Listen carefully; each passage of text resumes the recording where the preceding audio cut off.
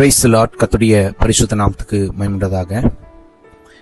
கர்த்தர் நல்லவரின் நாள் வரையில் நம்மளை கண்மணி போல பாதுகாத்து தாங்கிய தேற்றிய அற்புதமும் அதிசயமாய் வழி நடத்தி வந்தார். கர்த்தருடைய நாமம் மகிமைப்படுத்தும். இந்த வெளியில பிரதர்ஸ் அண்ட் சிஸ்டர்ஸ் நல்லா கவனிங்க.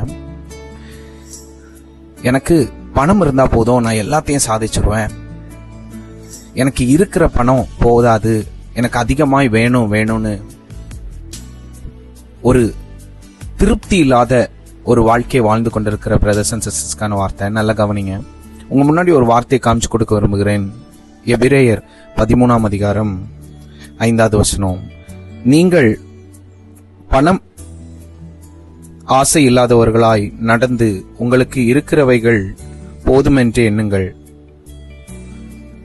இதுக்கு அடுத்த போர்ஷன் வாஸ்தா, நான் உன்னை விட்டு விலகுவதும் இல்லை, உன்னை கைவிடுவதும் இல்லை என்று அவர் சொல்லி இருக்கிறாரே. ஒரு விஷயத்த நல்லா புரிஞ்சுக்கணும். கர்த்தர் நம்மளை விட்டு விலகாதவராய் நம்ம கூட எப்பொழுதும் இருந்து நம்மளை நடத்த வல்லவரா இருக்கிறார்.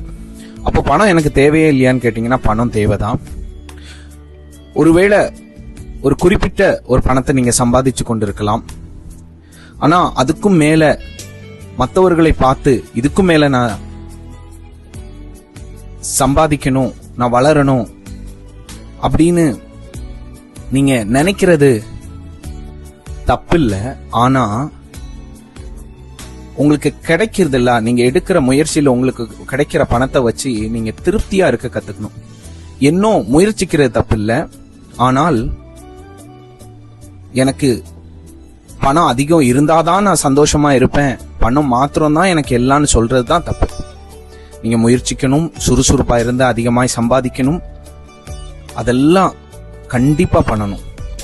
ஆனால் எனக்கு பணம் இருந்தாதான் நான் சந்தோஷமா இருப்பேன், மற்றவங்களை பார்த்து சிரிப்பேன்,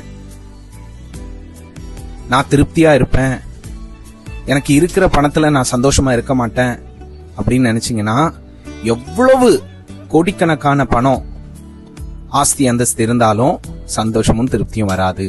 ஏன்னா இந்த உலகத்தையே படைத்த தேவன், உங்களை என்னையும் படைத்த தேவனை மறந்து இந்த உலகத்தில் உள்ளவர்களை நம்ம நேசிச்சு அதன் மேல ஆசையா இருந்தோம்னா அது நமக்கு திருப்தியாவே இருக்காது. ஏன்னா இந்த உலகத்துல நம்ம இருக்க போறது பலத்தின் மிகுதியினால் ஒரு 80 வருஷம், சரி 100 வருஷம்னே வைங்க, 100 வருஷம் வாழ்றோம்.